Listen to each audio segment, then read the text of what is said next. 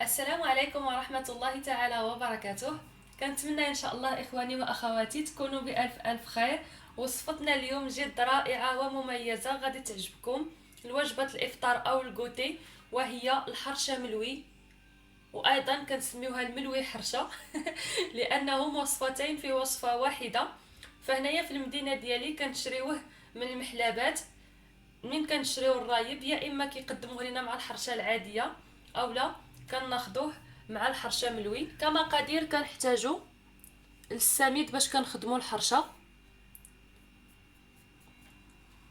زلافه كبيره ما يعادل 300 غرام، وايضا كأسين ونصف من كأس العنبه، زلافه من الدقيق ما يعادل 250 غرام، وما يعادل ايضا كأسين ونصف من كأس العنبه، نصف ملعقه كبيره من الملح. عندي هنا الخميره المعجونه او الطازجه، حبتين بحجم الحمص، ولا كانت عندكم الخميره الفوريه حبيبات غادي ديروا نصف ملعقه صغيره، نصف ملعقه صغيره من السكر، وممكن انكم تستغنوا عليه، وماء دافئ للعجن. كنبداو بسم الله، يا اما بالعجانه الكهربائيه او باليدين. كنخدموا العجين وكنعجنوه مثل الملوي والمسمن حتى كنحصلوا على عجين مدلوك جيدا ولين.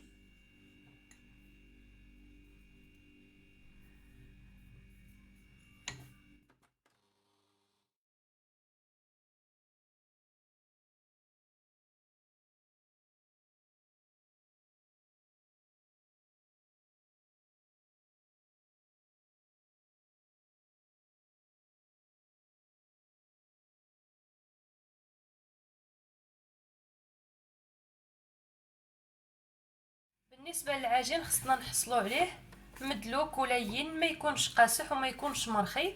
فهنايا كنلاحظوا انه قاسي شوي من حين لاخر، يا اما بالعجانه الكهربائيه او اليدين كنضيفوا القليل من الماء وكنرجعوا كنعجنوا.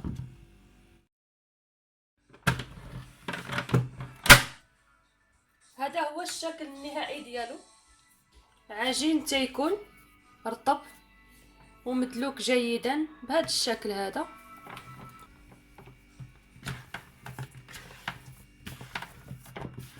كناخذوا القليل من الزيت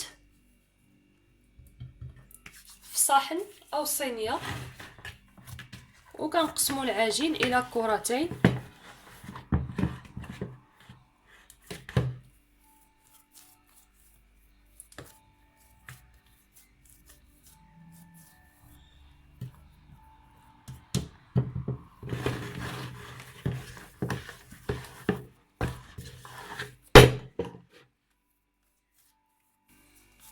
العجين كنخليوه حتى كيولي رطب بهذا الشكل.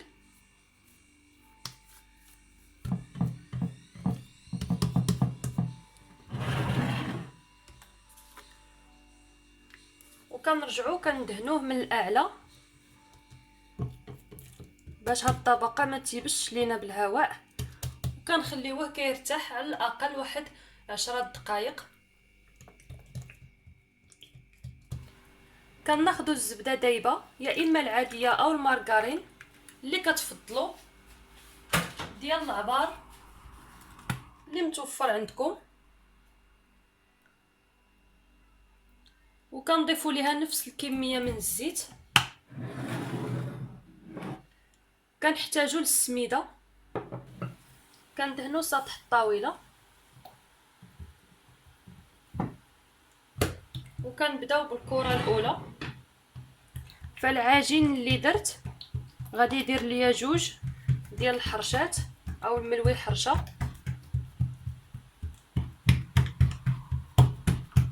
وكنبقاو غاديين مع العجين وحنا كنطلقوه رقيق. ضروري اننا كنرققوه بهذا الشكل، كنبقاو غاديين معاه. ومن حين لاخر كنديروا الزيت والزبده في المناطق اللي ممكن انهم يلتصقوا لنا.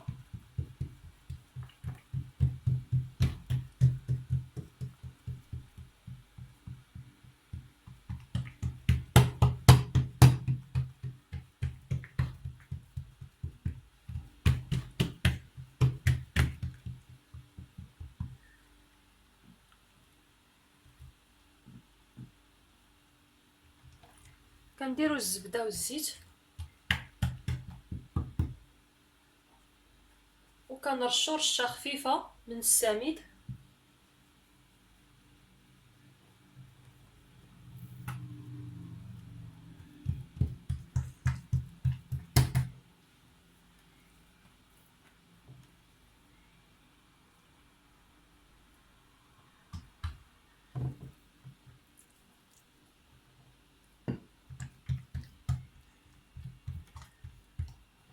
وكنطويوه بهذا الشكل.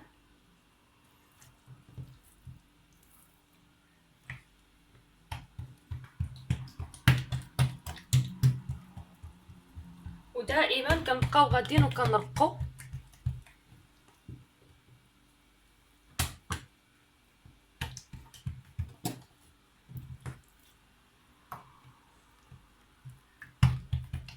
وغادي نبداو الان بالطي ديالها. دائما كنستعنوا بالزبده والسميده كنرشوها بهذا الشكل وكنبقاو غاديين وكنجبدوا وكنلويو.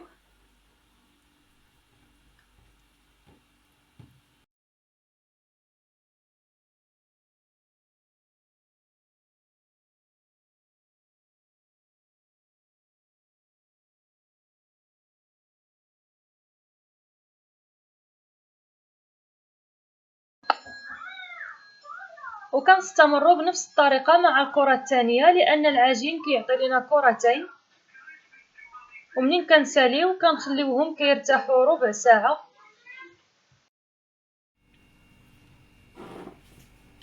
المقلاة عندنا فوق النار، يا اما المقلاة الثقيله الوجديه المغربيه اولا مقلاة الطيفه اللي كتكون ثقيله.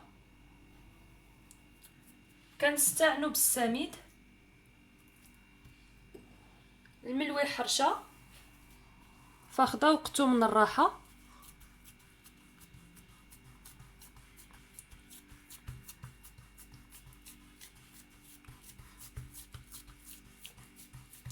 وكنبقاو غاديين وكنطلقوه بهذا الشكل.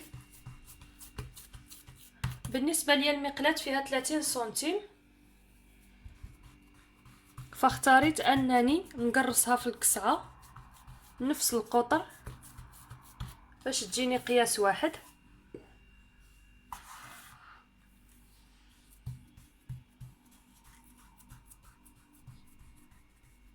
وكنبقاو غاديين معاها بهذا الشكل حتى كتطلق في مره.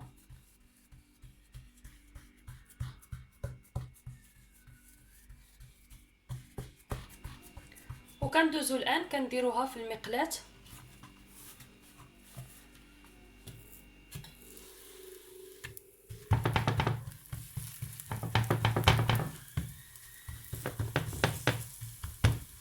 وكنطلقوها بهذا الشكل، ما كنخافوش منها. كنديروها رقيقه في حدود سنتيم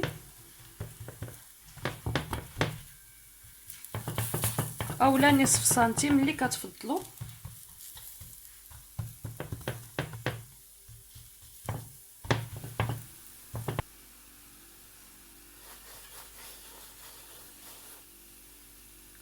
ومنين كنحسوا بها تحمرات من الاسفل عاد كنقلبوها. غير كنشوفوها ولات صفرة وما بقاتش على شكل عجين كنقلبوها.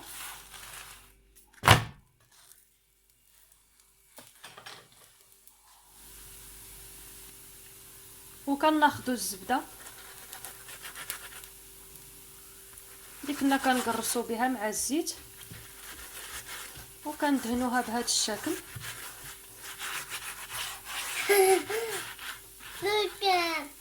شكرا. شوف زوينه. وضروري اننا كنرجعوا نقلبوها مره حتى كتحمر لينا كلها.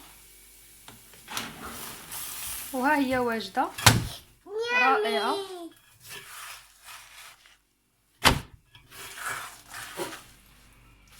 الحرشه لكن ملوي وملوي لكن حرشه، وصفه مميزه. وصفة رائعة كتجمع جوج ديال الوصفات محبوبين عند أغلبية المغاربة.